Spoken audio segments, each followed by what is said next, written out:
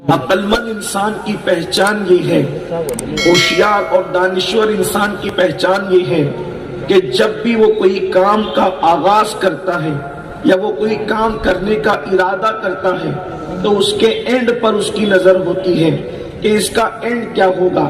مثال کے طور پر اگر کوئی ایسے راستے پر انسان چلنا شروع کرے جس کا اینڈ جو ہے جا کر کے اسی دلدل میں ہوتا ہو، اسی کھاڑی میں ہوتا ہو، اسی کنویں میں ہوتا ہو، تو انسان اس راستے پر نہیں چلے گا۔ حالانکہ شروع میں وہ راستہ اچھا راستہ ہے لیکن اینڈ اس کا جو ہے وہ دلدل پر ہے تو آدمی وہاں جائے گا ہی نہیں۔ کوئی ایسا راستہ جو انسان کو نقصان کی طرف لے جاتا ہو، مثال کے طور پر اگر آپ تاجر ہیں، تجارت کرتے ہیں تو شروعات میں آپ پہلے بیٹھ کر کے غور کرتے ہیں اس میدان میں قدم رکھوں کہ نہیں رکھوں، اگر میں اس میدان میں قدم رکھوں گا اینڈ پر مجھے فائدہ ہوگا کہ نقصان ہوگا۔ اگر آپ کو فائدہ ہوتا ہے تو آپ اس راستے جاتے ہیں اور اگر نقصان ہوتا ہے تو آپ اس راستے شروع ہی میں چلنے کے لیے تیار نہیں ہوتے۔ اسی طریقے سے اگر آپ ایک طالب علم ہے، آپ کسی بھی فیلڈ کو چنتے ہیں تو چننے سے پہلے آپ سوچتے چلیں یہ شروعات کی کلاسز آسان ہے لیکن آخر میرے بس کا نہیں، اینڈ میرے لیے نقصان دہ ہے، تو آپ اس راستے پر نہیں جاتے۔ یہی تو طریقہ ہے زندگی جینے کا۔ اس سے بڑا نادان، اس سے بڑا ضیاکار، اس سے بڑا بے وقوف انسان کون ہوگا کہ جس کو اینڈ کے انجام کا اندازہ ہو کہ نقصان دہ ہے، اس کے باوجود بھی وہ اس راستے پر چلے۔ ایسا ہوشیار آدمی نہیں کر سکتا۔ ایک بے وقوف انسان، ایک انتہائی ضیاکار انسان، ایک انتہائی نادان انسان ایسا کر سکتا ہے۔ ہر کام کی شروعات سے پہلے اس کے انجام پر غور کر لینا، یہ ہوشیار لوگوں کی پہچان ہے، یہ دانا لوگوں کی پہچان ہے، یہ اچھے لوگوں کی پہچان ہے۔ کام کی شروعات کرنے سے پہلے انسان اگر انجام کی فکر کر لے تو انسان بڑے بڑے نقصانات سے بچ جاتا ہے، بڑے بڑے مسائل سے بچ جاتا ہے، بڑی بڑی تکلیفوں سے بچ جاتا ہے۔ مثال کے طور پر اگر آپ کہیں پر گئے ہوئے ہیں، وہاں جانے کے انجام اچھا ہوگا یا برا، آپ اس پر غور کر لیتے ہیں۔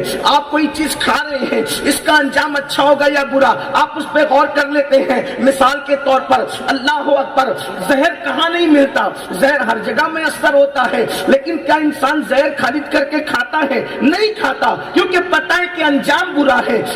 جب زہر کھائیں گے تو زہر کھانے کے نتیجے میں یہ ہوگا کہ زندگی کا چراغ گل ہو جائے گا، زندگی کا سورج غروب ہو جائے گا، زندگی کے چاند کو گرہن لگ جائے گا۔ اسی لیے تو انسان جو ہے وہ زہر نہیں کھاتا کیونکہ انجام برا ہے۔ اب میرے آقا صلی اللہ علیہ وسلم کے غلاموں، مجھے بتاؤ، جس کام کا انجام اچھا نہ ہو آپ وہ کام نہیں کرتے، لیکن انسان دنیا کے کاموں میں اس پہ نظر رکھتا ہے کہ جس کا انجام برا ہو اس کی طرف نہیں جاتا، کانٹوں کی راہ نہیں جاتا، دلدل کی راہ نہیں جاتا۔ اب میں آپ سے پوچھتا ہوں، جب دنیا کے معاملے میں اتنے حساس ہو، دنیا کے معاملے میں اتنے ہوشیار ہو، تو آخرت کے معاملے میں نادان کیوں ہو؟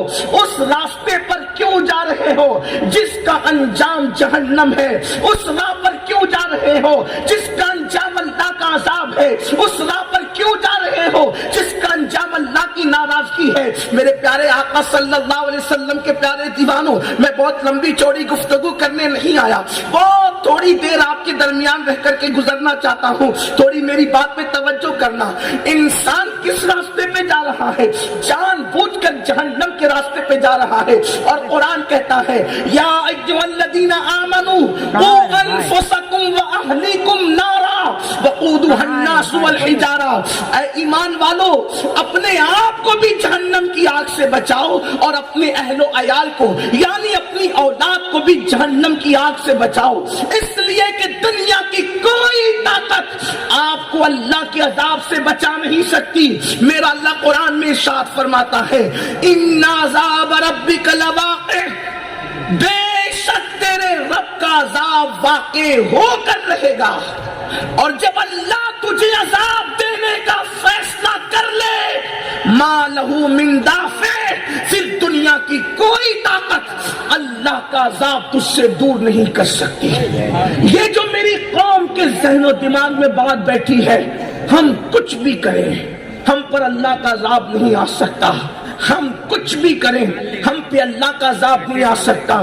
بڑی معذرت کے ساتھ اس امت پر، امت محمدیہ پر اجتماعی عذاب اللہ کا نہیں آ سکتا، لیکن انفرادی عذاب اللہ کا آ سکتا ہے، آتا ہے اور آ رہا ہے۔ جب بھی تم گناہ کر کے اللہ کو ناراض کرو گے، اللہ کا عذاب آئے گا، کسی شکل میں آئے گا۔ اور اگر آپ بیٹھیں گے اور تھوڑی دیر غور کریں گے تبھی سمجھ میں آئے گا کہ اللہ کے عذاب میں کون کون مبتلا ہے اور کس کس اعتبار سے مبتلا ہے۔ میں آپ کو کچھ نہ کہوں گا، آپ مجھے کچھ نہ کہیں گے، بہت ہو گیا ایک دوسرے کو کہنا۔ ہم اپنے آپ میں ڈوب کر سوچیں گے کہ میں اللہ کے عذاب میں گرفتار تو نہیں، میں اللہ کے عذاب میں گرفتار تو نہیں، اللہ مجھ سے راضی ہے کہ ناراض ہے۔ یہی بیٹھے بیٹھے آپ قرآن و حدیث کی روشنی میں آئینہ دیکھیں گے آپ، اور پھر فیصلہ کر کے جانا کہ اللہ راضی ہے کہ ناراض ہے، اللہ کے عذاب میں گرفتار ہو کہ نہیں ہو۔ اور پھر جب دنیا ہی میں اللہ کے عذاب میں گرفتار ہو تو مرنے کے بعد عذاب سے چھٹکارا کیسے مل سکتا ہے، مرنے کے بعد جنت کیسے مل سکتی ہے۔ میرے پیارے آقا صلی اللہ علیہ وآلہ وسلم کے دیوانوں، میں نے یہ جو آیہ کریمہ پڑھی ہے، ان عذاب ربک لواقع، جب یہ آیہ کریمہ سیدنا عمر ابن خطاب فاروق اعظم رضی اللہ تعالیٰ کے سامنے کسی نے پڑھی تو فاروق اعظم زمین پہ گر کر کے بے ہوش ہو گئے، اور جب ہوش آیا تو کئی دن تک کہ آپ کی طبیعت علیل رہی، آپ بیمار رہے، لوگ آپ کی عیادت کرتے رہے۔ جن کو نبی نے جنت کی بشارت دی تھی وہ عذاب کی آیتیں سن کر ایسے روتے تھے، ایسے بے ہوش ہوتے تھے، اور جن کے لیے جنت کی کوئی بشارت نہیں، آج وہ گھمنڈ میں ہے۔ ہم زنا کے اڈوں کو آباد کریں، ہمیں جنت میں جانے سے کون روک سکتا ہے؟ ہم شراب کے اڈوں کو آباد کریں، ہمیں جنت میں جانے سے کون روک سکتا ہے؟ ہم تاش کے پتے کھیلتے رہیں، ہمیں جنت میں جانے سے کون روک سکتا ہے؟ بڑی معذرت کے ساتھ، کیونکہ آپ کو تو سبق پڑھا دیا گیا ہے نا کہ آپ جنت میں جاؤ گے، آپ جنتی ہو کیونکہ سنی ہو، سنی ہو جنت میں جاؤ گے۔